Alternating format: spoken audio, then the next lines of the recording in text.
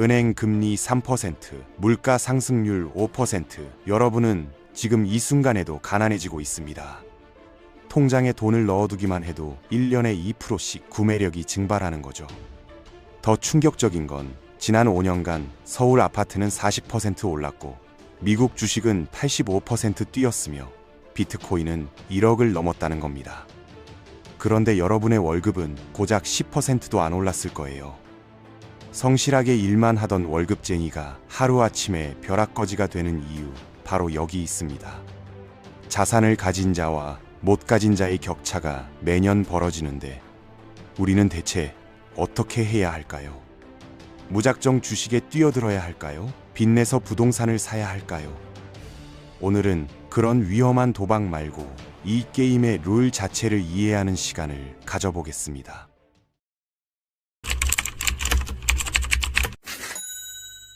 가장 먼저 투자의 두 기둥인 주식과 채권 중에서 99%가 오해하고 있는 채권의 시소 게임 원리를 파헤칠 거예요. 금리가 오르면 채권 가격은 왜 떨어지는지 이 간단한 원리만 이해해도 전체 금융시장이 보이거든요. 그 다음엔 초보자들이 절대 빠지면 안 되는 장기채 투자의 치명적 함정을 실제 사례로 보여드리고 대신 어떤 안전한 대안이 있는지 알려드릴 겁니다. 그리고 1천만 원으로 어떤 경제 위기에도 끄떡없는 포트폴리오를 실제로 설계해 볼 거예요. 50% 달러 채권, 20% 금, 20% 성장주, 10% 현금. 이 황금 비율이 왜 지금 시대에 최적인지 하나하나 뜯어볼 겁니다. 여기서 끝이 아닙니다. 왜 최근 몇 년간 주식, 코인, 금, 부동산이 모두 동시에 오르는 이상한 현상이 벌어졌는지 과잉 유동성이라는 거대한 쓰나미의 정체를 밝혀낼 거예요. 그리고 마지막으로 전 세계 중앙은행과 억만장자들이 이자도 안 주는 금을 미친 듯이 사모으는 진짜 이유, 실질 금리의 비밀까지 파헤쳐 보겠습니다. 불안한 관중에서 벗어나 직접 내 자산을 설계하는 건축가가 되고 싶다면 지금부터 집중하세요. 투자의 세계에는 크게 두 가지 축이 있습니다. 하나는 주식이죠. 성장과 혁신, 한 방을 노리는 꿈의 영역입니다. 듣기만 해도 설레잖아요. 그런데 다른 하나는 어떤가요? 바로 채권입니다. 채권이라는 단어를 들으면 뭐가 떠오르세요? 아마 대부분은 안전하지만 따분하고 은행 예금이랑 비슷한 거 아닌가 싶을 겁니다. 심지어 많은 분들이 채권은 부자들이나 은퇴한 사람들이 하는 거라고 생각하죠. 그런데 놀랍게도 이 가장 오해받는 자산인 채권의 원리를 이해하는 순간 여러분은 금융시장 전체를 내려다볼 수 있는 새로운 눈을 갖게 됩니다. 복잡한 설명은 다 필요 없어요. 딱 하나만 기억하세요. 시소 게임입니다. 어렸을 때 놀이터에서 타던 시소를 떠올려 보세요. 시소의 한쪽 끝에는 금리가 앉아 있고 반대편에는 채권 가격이 앉아 있습니다. 규칙은 아주 간단하죠. 한쪽이 올라가면 다른 한쪽은 반드시 내려옵니다. 금리가 오르면 채권 가격은 내려가고 금리가 내려가면 채권 가격은 올라갑니다. 이게 전부예요. 정말이냐고요? 숫자로 직접 확인해 보겠습니다. 여기 대한민국 정부가 발행한 10년 만기 국고채가 있다고 칩시다. 이 채권을 사면 정부가 매년 3.5%의 이자를 꼬박꼬박 주겠다고 약속한 겁니다. 저는 이게 괜찮아 보여서 1천만 원을 주고 샀어요. 매년 35만 원씩 이자를 받으니 나쁘지 않죠. 그런데 갑자기 예상치 못한 일이 벌어집니다. 한국은행이 물가를 잡겠다며 기준금리를 4.0%로 올려버린 거예요. 시장 전체의 금리가 올라간 겁니다. 자, 시소의 한쪽이 위로 올라갔죠? 그럼 반대편에 앉아있는 제 채권 가격은 어떻게 될까요? 당연히 내려가야 합니다. 왜냐고요? 이제 대한민국 정부는 새로 채권을 발행할 때 시장 금리에 맞춰서 4.0%의 이자를 주는 채권을 내놓거든요. 생각해 보세요. 시장에 연 40만 원씩 이자를 주는 새 국채가 등장했는데 누가 제 손에 있는 35만 원짜리 옛날 채권을 1천만 원이나 주고 사려고 할까요? 아무도 없겠죠. 저는 이 3.5%짜리 채권을 팔려면 가격을 깎아줘야만 합니다. 예를 들어 980만 원 정도로 낮춰서 파는 거죠. 그래야 이 채권을 새로 사는 사람이 이자 수익 35만 원에 더해서 나중에 만기가 됐을 때 정부가 돌려주는 원금 1천만 원과의 차액인 20만 원까지 합쳐서 새로 나온 4.0%짜리 채권과 비슷한 수익률을 맞출 수 있으니까요. 이해가 되시나요? 시장 금리가 오르자 제가 가진 옛날 채권의 매력이 떨어지면서 그 가격 자체가 하락한 겁니다. 시소는 정확하게 움직인 거죠. 반대의 경우도 똑같습니다. 만약 한국은행이 금리를 3.0%로 내리면 어떻게 될까요? 이제 시장에는 3.0%짜리 새 채권만 나오는데 제 손에는 무려 3.5%의 이자를 주는 희귀한 채권이 들려있게 되는 겁니다. 당연히 사람들이 서로 사겠다고 달려들겠죠? 그러면 이 채권의 가격은 1천만 원이 아니라 1,020만 원, 1,030만 원으로 올라가게 됩니다. 금리가 내려가니까 채권 가격이 올라간 거예요. 바로 이 시소의 원리 때문에 전 세계의 모든 투자은행과 자산운용사들이 중앙은행 총재의 입만 쳐다보고 있는 겁니다. 그들의 말 한마디에 수백억 수천억 원이 걸린 거대한 시소가 움직이니까요. 자, 이제 우리는 채권이라는 시소의 규칙을 이해했습니다. 그렇다면 이런 생각이 들 수 있어요. 금리가 내려갈 것 같으면 무조건 채권을 사면 되겠네요. 특히 만기가 긴 장기채를 사면 시소의 길이가 길어져서 훨씬 더 많이 오르지 않을까요? 이론적으로는 완벽합니다. 하지만 여기에는 초보자들이 반드시 피해야 할 치명적인 함정이 숨어 있거든요. 금리가 떨어질 것 같으면 만기가 긴 채권을 사면 가격이 드라마틱하게 오릅니다. 시소의 길이가 30m쯤 된다고 상상해 보세요. 살짝만 눌러도 반대편은 하늘로 솟구칠 겁니다. 이게 바로 20년물, 30년물 같은 장기채 투자의 매력이자 동시에 초보자에게는 치명적인 함정인 이유죠. 왜냐고요? 그 거대한 시소는 반대 방향으로도 똑같이, 아니 훨씬 더 무섭게 움직이거든요. 금리가 여러분의 예상과 달리 단 1%만 올라도 30년짜리 장기채의 가격은 두 자릿수 손실이 날 정도로 크게 흔들릴 수 있습니다. 이게 얼마나 위험한지 실제 사례를 보면 더 명확해집니다. 2022년과 2023년에 수많은 투자자들이 곧 금리가 내려갈 거라고 예측하고 미국의 20년 이상 장기채에 투자하는 ETF인 TLT에 뛰어들었어요. 결과는 어땠을까요? 예상과 달리 미국 중앙은행은 금리를 계속 올렸고 TLT의 가격은 고점 대비 무려 40% 이상 폭락했습니다. 안전자산이라고 굳게 믿었던 채권에서 주식 못지않은 아니 그 이상의 고통을 맛본 거죠. 장기채 투자는 사실상 금리의 방향을 정확히 예측해야 하는 전문가들도 어려워하는 고난도 배팅입니다. 이건 마치 잔잔한 호수에서 낚시를 하려고 배를 띄운 게 아니라 거친 파도가 몰아치는 바다 한가운데서 서핑을 하는 것과 같아요. 초보자가 타기엔 너무나도 위험한 파도죠. 그럼 우리는 어떻게 해야 할까요? 채권이라는 이 훌륭한 자산을 포기해야 할까요? 아닙니다. 우리는 그냥 파도가 없는 아주 잔잔한 호숫가로 가면 됩니다. 시소의 길이를 30m가 아니라 10m짜리 아주 짧은 것으로 바꾸는 거예요.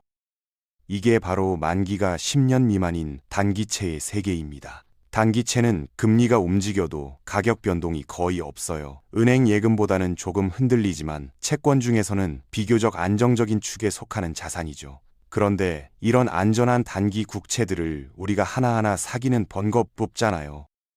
그래서 나온 현명한 대안이 바로 단기 국채 ETF입니다. 가장 쉽게는 주식시장에 상장된 코덱스 단기 채권이나 타이거 단기 통한채 같은 국내 상품들이 있고요. 여기서 시야를 조금만 더 넓히면 세계에서 가장 안전한 금고인 미국 단기 국채에 투자하는 ETF도 있습니다. 서학개미들이 많이 사는 SGOV나 국내에 상장된 미국 달러 단기 채권 ETF들이 바로 그거죠. 이런 상품들은 대한민국 정부 혹은 세계 최강 대국인 미국 정부가 보증하는 가장 안전한 단기 국채들을 수십 개 모아놓은 하나의 바구니라고 생각하시면 됩니다. 주식처럼 스마트폰으로 쉽게 사고 팔 수 있으면서도 은행 예금보다는 조금 더 높은 이자를 매일매일 복리로 쌓아줘요. 심지어 미국 단기채는 달러로 돈을 모아가는 효과까지 있죠. 마치 파킹 통장의 글로벌 업그레이드 버전 같지 않나요? 여기서 핵심은 이겁니다. 투자를 처음 시작하는 우리에게 채권의 첫 번째 목적은 대박이 아니라 안정성 확보예요. 변동성이 큰 주식시장에 내 모든 자산을 던져넣기 전에 어떤 폭풍 후에도 흔들리지 않을 단단한 금융적 앵커를 내리는 과정인 셈이죠. 먼저 내 자산의 일부를 가장 안전한 곳에 묶어두고 마음의 평화를 얻는 것. 이것이 바로 우리가 장기채의 유혹을 뿌리치고 단기채 ETF로 첫 채권 투자를 시작해야 하는 이유입니다. 자, 이제 우리는 가장 안전하고 튼튼한 땅인 단기채 ETF라는 기초 공사를 할 준비를 마쳤습니다. 그렇다면 이 단단한 기초 위에 어떤 기둥을 세우고 어떤 벽을 쌓아 올려야 나만의 금융하우스를 완성할 수 있을까요? 1천만 원이라는 예산으로 세상 어떤 경제 위기에도 흔들리지 않는 집을 짓는 구체적인 설계도를 지금부터 펼쳐보겠습니다. 우리는 마침내 가장 안전하고 단단한 땅을 찾았어요. 바로 단기채 ETF라는 이름의 땅이죠. 이제 여러분은 단순한 투자자가 아닙니다. 1,000원이라는 예산을 가진 금융하우스 건축가가 될 시간이에요. 우리의 목표는 화려한 성이 아닙니다. 어떤 경제적 태풍과 지진에도 끄떡없는 견고하고 안락한 나만의 집을 짓는 거예요. 지금 상황이 심상치 않거든요. 환율은 천정부지로 치솟고 시장의 불확실성은 그 어느 때보다 큽니다. 그래서 이번 설계도의 핵심은 수익이나 화려함보다는 생존과 방어입니다. 집 전체를 떠받칠 거대한 기초공사부터 시작하겠습니다. 가장 압도적인 비중인 50%, 무려 500만 원을 여기에 투입해요. 이 돈은 어디로 가야 할까요? 바로 미국 단기 국채 ETF입니다. 왜 하필 절반이나 미국 국채일까요? 지금처럼 환율이 요동칠 때 원화라는 땅은 질퍽거리는 진흙탕과 같거든요. 이럴 땐 전 세계에서 가장 단단한 안반인 달러 위에 집을 지어야 합니다. 미국 단기채를 산다는 건 내 자산의 절반을 달러로 바꿔놓는다는 뜻이에요. 이렇게 하면 환율이 폭등해도 내 자산 가치는 달러와 함께 올라가니 방어가 됩니다. 게다가 미국 정부가 주는 쏠쏠한 이자까지 챙길 수 있죠.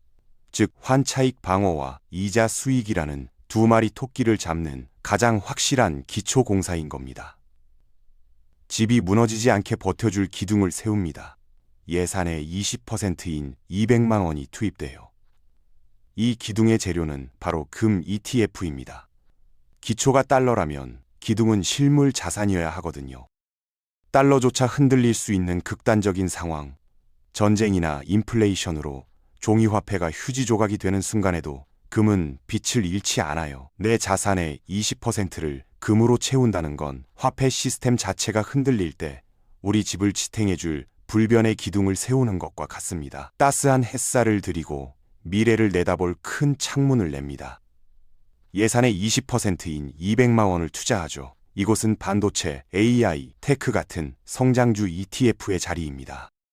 우리가 요새를 짓는다고 해서 컴컴한 벙커에만 숨어 살 순 없잖아요. 세상이 변하는 혁신의 흐름은 놓치지 말아야죠. 50%의 달러 채권과 20%의 금으로 튼튼한 방어막을 쳤으니 이 20%만큼은 조금 과감하게 미래 성장에 베팅해도 좋습니다. 창문이 조금 깨져도 집은 무너지지 않아요. 이 창을 통해 들어오는 햇살이 훗날 우리 자산을 획기적으로 불려줄 씨앗이 될 겁니다. 언제든 밖으로 나갈 수 있는 비상구를 만듭니다. 남은 예산 10%인 100만 원은 현금 그대로 둬요. 집에는 반드시 문이 있어야 하듯 투자에도 유동성이 필요하거든요. 이 10%의 현금은 단순한 돈이 아닙니다. 혹시라도 시장이 대폭락해서 세일 기간이 왔을 때 즉시 뛰쳐나가 싼 값의 자산을 주워 담을 수 있는 기회의 총알이자 급한 일이 생겼을 때 집을 허물지 않고 해결할 수 있는 비상금이에요. 자, 이제 위기에 강한 우리의 금융 요새가 완성됐습니다. 50%의 달러 채권 안반, 20%의 황금 기둥, 20%의 성장주 창문, 그리고 10%의 현금 비상구. 이 포트폴리오는 환율 폭등과 경제 위기라는 거친 파도 앞에서 그 진가를 발휘할 거예요. 공격보다는 수비가, 대박보다는 생존이 중요한 지금, 이보다 더 든든한 집이 있을까요? 서로 다른 역할을 하는 자재들이 유기적으로 결합하여 그 어떤 경제적 날씨에도 대응할 수 있도록 설계됐거든요. 그러나 꼭 기억하셔야 할 게 있습니다. 이해를 돕기 위해 포트폴리오 비율을 알려드렸지만 이 비율은 하나의 예시일 뿐이에요. 제가 설명드린 각 자산의 성격을 보시고 여러분의 성향에 맞춰 창문을 더 늘리거나 기둥을 보강하셔야 합니다. 각자의 상황은 다르기 때문에 본인 상황에 맞는 포트폴리오를 구축하시는 게 무엇보다 중요하죠. 그런데 여기서 한 가지 이상한 점을 발견하신 분이 있을 겁니다.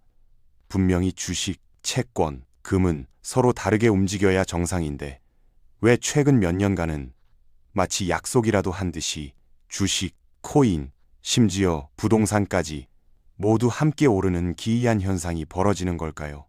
도대체 이 모든 자산을 동시에 춤추게 만드는 보이지 않는 거대한 힘의 정체는 무엇일까요? 그 거대한 힘의 정체는 바로 과잉 유동성입니다. 말이 좀 어렵죠? 아주 쉽게 비유해 보겠습니다. 어느 날 갑자기 전 세계 중앙은행들이 합심해서 이 세상 모든 사람의 디지털 지갑에 수조 달러를 그냥 에어드랍 해준다고 상상해 보세요. 공짜 돈이 하늘에서 비처럼 쏟아지는 거예요. 이게 바로 지난 몇 년간, 특히 2020년 팬데믹 이후 벌어진 일의 본질입니다. 실제로 데이터를 보면 놀랍습니다. 미국 중앙은행인 연방준비제도는 2020년 초 약 4조 달러였던 자산이 한때 9조 달러에 육박할 정도로 불어났어요. 현재는 양적 긴축으로 일부 줄어들었지만 여전히 코로나 이전보다 훨씬 큰 규모죠. 수치로 따지면 약 5조 달러가 넘는 돈, 우리 돈으로 약 6,500조 원이 넘는 돈을 시장에 새로 찍어낸 겁니다. 이 어마어마한 돈의 쓰나미가 갈 곳을 잃고 모든 자산 시장에 문을 두드리기 시작했거든요. 작동 방식은 이렇습니다. 중앙은행이 돈을 풀었어요. 그런데 물가는 여전히 높고 은행에 돈을 넣어봤자 내 돈의 실질 구매력은 오히려 줄어든다고 느낍니다. 이 돈은 더 높은 수익률을 찾아 위험을 감수하기 시작해요. 가장 먼저 주식시장으로 흘러들어가 지수를 사상 최고치로 밀어올리죠. 여기서 만족하지 못한 돈은 더 짜릿한 수익률을 찾아 암호화폐 시장으로 달려갑니다. 비트코인이 1억 원을 넘으면서 새로운 세상을 열었고 수많은 밀코인과 알트코인들이 수십 배씩 폭등했죠. 이건 마치 거대한 쓰나미가 밀려와 해수면 자체가 높아지니 항구에 정박해 있던 모든 배가 떠오르는 것과 같습니다. 튼튼한 항공 모함이든 구멍난 조각배든 가리지 않고 모두 함께 떠오르는 에브리싱 랠리가 펼쳐진 거예요. 그런데 여기서 가장 위험한 일이 벌어집니다. 이 파티가 영원할 것이라 믿는 사람들이 빌린 서핑보드를 들고 이 쓰나미에 뛰어드는 거죠. 바로 레버리지 투자입니다. 수중에 1천만 원밖에 없지만 2천만 원, 3천만 원을 빌려서 이 거대한 파도를 타려고 하는 거예요. 파도가 계속 밀려올 때는 아찔한 수익률을 맛볼 수 있어요. 하지만 만약 중앙은행이 돈줄을 죄기 시작해서 이 쓰나미가 썰물처럼 빠져나가면 어떻게 될까요? 빌린 서핑보드를 타고 가장 높은 파도 꼭대기에 있던 사람부터 가장 먼저 그리고 가장 처참하게 휩쓸려 가게 됩니다.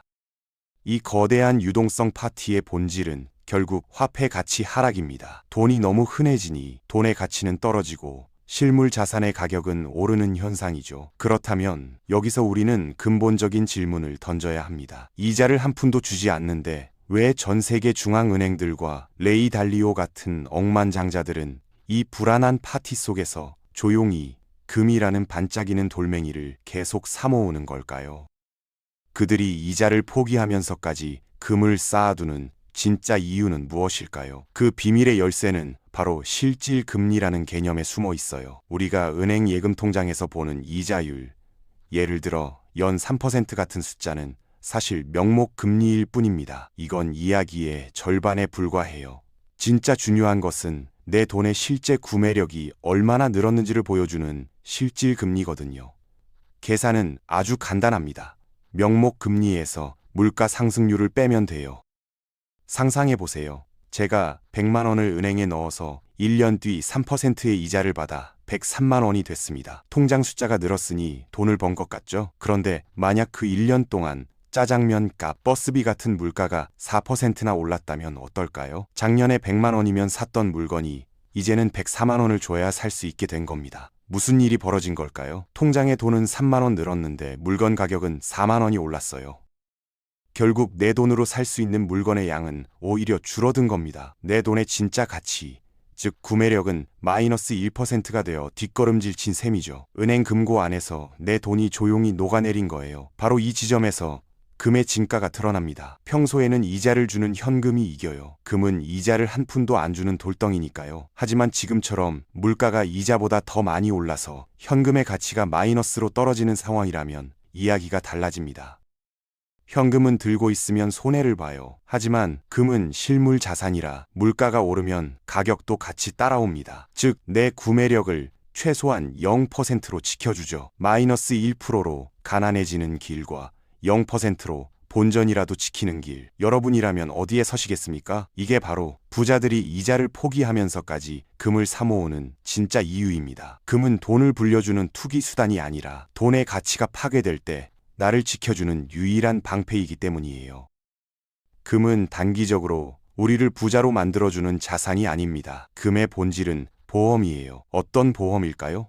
바로 정부와 중앙은행이 계속해서 찍어내는 종이 화폐의 가치가 스스로 파괴되는 위험에 대한 보험입니다. 데이터를 보면 이 거대한 흐름이 더 명확하게 보여요. 세계금협회 통계에 따르면 전 세계 중앙은행들은 2010년 이후 단 한 해도 거르지 않고 금을 순매수했습니다.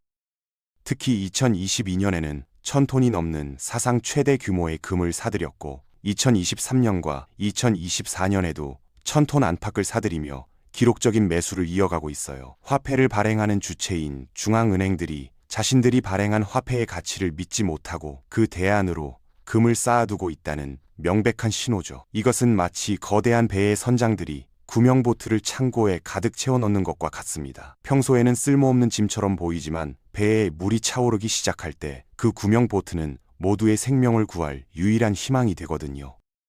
결국 억만장자들이 금을 사는 이유는 단기적인 가격 상승을 노리는 투기가 아니에요. 그들은 수천 년의 역사를 통해 증명된 단 하나의 진실을 알고 있기 때문입니다. 모든 종이 화폐의 가치는 결국 시간 속에서 0에 수렴하지만 금의 구매력은 언제나 살아남았다는 사실 말이죠.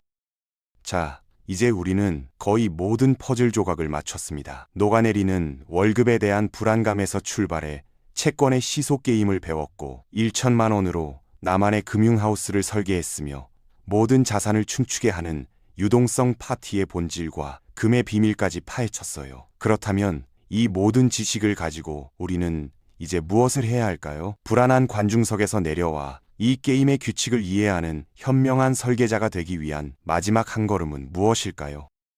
결국 우리가 도달한 결론은 이것입니다. 우리의 목표는 시장의 단기적인 움직임을 맞추려는 아슬아슬한 고개사, 즉 투기꾼이 되는 게 아니에요. 시끄러운 시장의 소음 속에서 불안해하던 관중으로 남는 것은 더더욱 아니죠. 우리의 진정한 목표는 이 거대한 금융시장의 규칙을 이해하고 어떤 파도에도 흔들리지 않을 자신만의 원칙을 세우며 꾸준히 그 원칙을 지켜나가는 포트폴리오 설계자가 되는 겁니다. 여러분이 직접 지은 그 집은 하루아침에 불을 가져다 주진 않을 거예요. 하지만 10년, 20년이 지났을 때 세상의 그 어떤 경제적 비바람 속에서도 여러분과 여러분의 자산을 굳건히 지켜주는 가장 안전한 안식처가 되어줄 겁니다. 이제 선택은 여러분의 몫입니다. 불안한 관중으로 남으시겠습니까? 아니면 오늘부터 여러분의 금융적 미래를 직접 설계하시겠습니까?